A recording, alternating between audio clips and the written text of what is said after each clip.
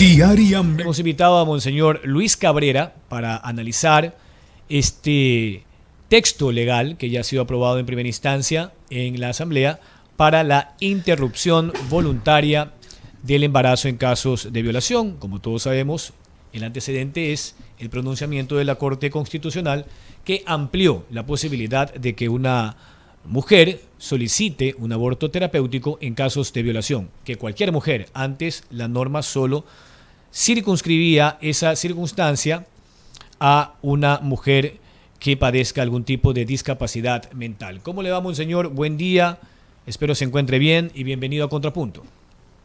Muchas gracias, una alegría poder mirarlos en la pantalla chica, como decimos, y gracias también por esta gentil invitación a dialogar sobre este tema, que es muy polémico, por cierto, y que podemos también, pues, opinar, expresar aquello que nosotros, desde otra perspectiva, también miramos. Gracias a ustedes. Gracias igualmente, monseñor. La primera inquietud. Hay un pronunciamiento ya sobre el tema desde la Corte y por eso se articuló el proyecto de ley presentado por la Defensoría del Pueblo, que hoy ya tiene una aprobación de la Asamblea Nacional. Y la aprobación va en función de dos parámetros principales, ¿no? Los plazos para las mujeres adultas y también para las menores de edad, adolescentes y mujeres de la periferia o de los sectores periféricos del país. En el caso de las menores y adolescentes, bueno, no puede pasar de las 18 semanas, y en el caso de las adultas mayores, de las 12 semanas. Sin embargo, la Iglesia, como los grupos pro vida, han sido críticos, diría yo dogmáticos, al afirmar que la vida se genera desde la concepción y por eso así se la defiende. Hemos visto incluso iniciativas ciudadanas de personas pro vida con la presentación de una campana, ¿no?, que ha sido colocada incluso en la iglesia catedral, defendiendo la vida desde la concepción. Pero hoy, ante algo que ya debe de generar el pronunciamiento del Ejecutivo, el presidente Guillermo Lasso como colegislador, de hecho el mismo mandatario ha dicho que vetaría de manera parcial esa ley. ¿Cuál es el criterio de la Iglesia en función de esto que ya avanza de manera inevitable, pese a las posturas de estos sectores como la Iglesia y los pro vida, monseñor? Muchas gracias. Bueno, nosotros hemos indicado en una declaración que hicimos que hay dos presupuestos que tienen que ser probados.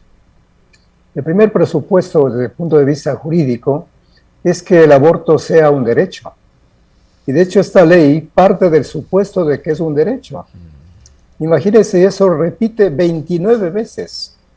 El aborto es un derecho. Pero no existe ningún derecho a abortar que ha sido reconocido ni en el Ecuador ni en la comunidad internacional. La misma sentencia de la Corte Constitucional expresamente aclaró que no buscaba determinar si hay derecho al aborto, sino simplemente cuestionar la pena. Fíjense, es la despenalización, o sea, la pena o el castigo, que puede ser cárcel, que puede ser multa. Eso es lo único que quitó la Corte Constitucional, fue eso, la pena, no más. Entonces aquí, pues, lamentablemente, se parte de un supuesto de que el aborto es un derecho, y no lo es. Y a partir de ahí, entonces, brota lo siguiente, la obligación. Entonces, si es un derecho, entonces el Estado tiene las obligaciones. Ese es el primer presupuesto. El segundo presupuesto falso, y permítame que le diga algo, aquí no se trata de dogmas, ni filosóficos ni religiosos. Aquí se trata de verdades científicas. La ciencia médica es la que demuestra que la vida comienza en la concepción. Pero aquí parte igualmente de otro presupuesto de que la vida no comienza en la concepción, sino que comienza la segunda, la tercera, la cuarta, la 13ª semana, a los 3 meses, hasta los 3 meses.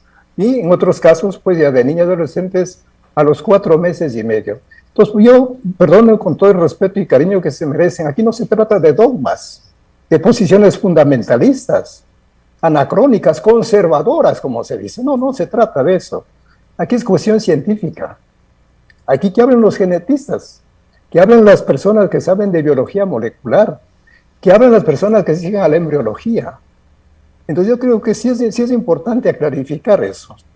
Entonces, bajo el supuesto, porque son supuestos, de que el aborto es un derecho, fíjense, pero lógicamente la ley, entonces viene de la ley que tiene que garantizar, que tiene que reconocer, tiene que respetar, tiene que promover y todo lo demás. Pero ese es el supuesto que tienen que probar primero. Y aquí no hay ningún derecho. Como digo, aquí, si usted analiza toda la jurisprudencia, usted no va a encontrar por ningún lado. No, por ningún lado. Por eso la Corte Constitucional, fíjese, se limitó ¿a qué? A eliminar la frase que padezca discapacidad mental en el artículo 150. Para extender ¿qué cosa? La no penalización. La no penalización, punto, eso era todo.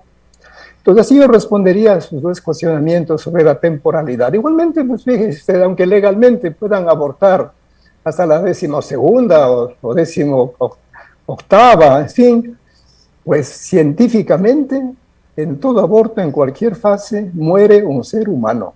Llámese cigoto, llámese embrión, llámese feto, como quiera llamarlo. Entonces yo sí quiero recalcar que no se trata de posiciones dogmáticas. No. Aquí nada de dogmas religiosos ni cosas por el estilo. Verdades científicas. Ese es mi primer comentario y luego con mucho cariño, con mucho respeto, respetando las opiniones también de los demás. Sí, monseñor, cuando yo le decía posturas dogmáticas iba en función de la defensa, ¿no? De la defensa en torno a una convicción, a un principio, que claro está, por un lado, tiene que ver con lo genético científico y por otro lado también por el credo, básica y esencialmente eso. Mi última inquietud, monseñor, porque tenemos el tiempo corto, es desde el púlpito, desde la feligresía, ¿no? ¿Cuál es la percepción? Porque al final los sacerdotes cada domingo tienen su liturgia, su homilía, y fundamentados en estas exposiciones, sin duda debe de haber una percepción de la feligresía o al menos una condición, algo así como de sorpresa o de desazón frente a lo que está sucediendo. Bueno, yo creo que, fíjese, esta ley pone en peligro muchos derechos. Quizás todavía no percibimos, no nos damos cuenta con toda la claridad. El primer derecho que pone en peligro es la vida, sabemos.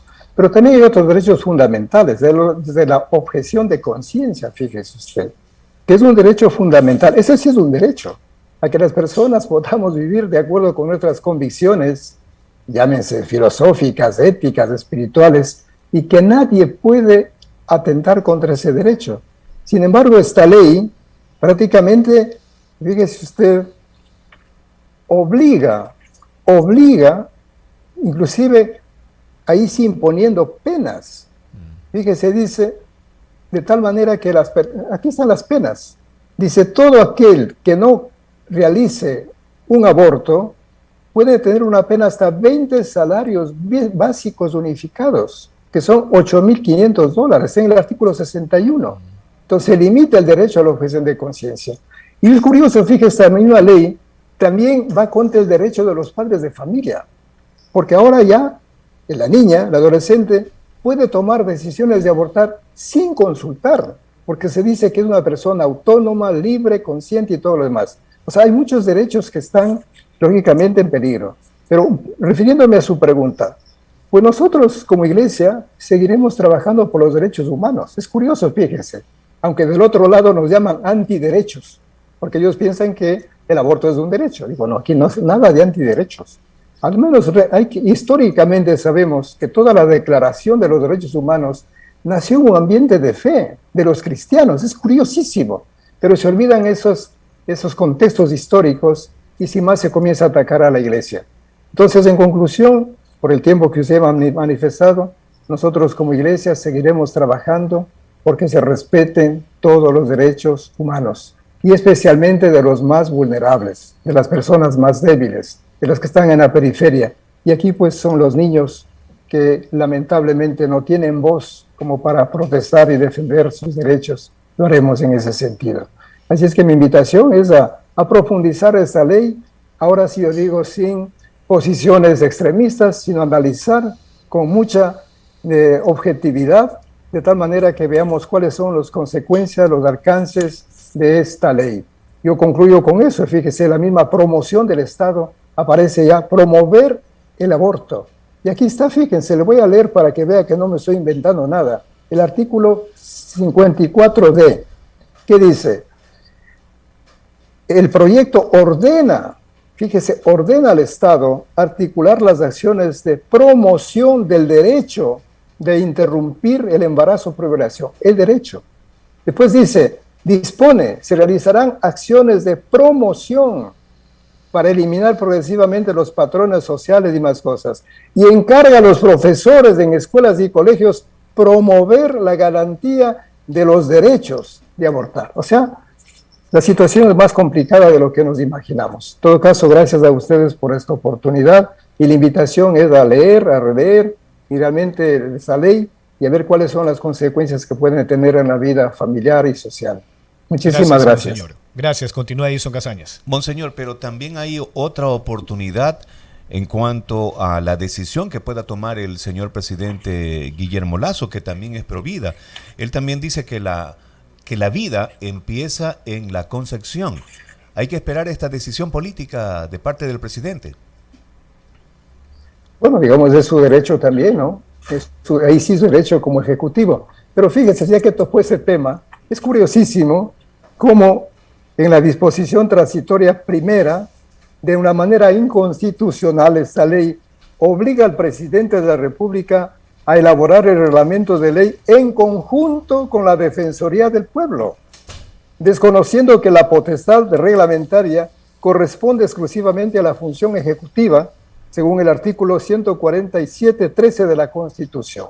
Bueno, el señor presidente tendrá que dejarse guiar por argumentos de carácter jurídico, carácter médico, y espero que la política, los cálculos, no prevalezcan sobre la verdad jurídica y médica. Es lo que esperamos nosotros, y lo digo con todo el corazón.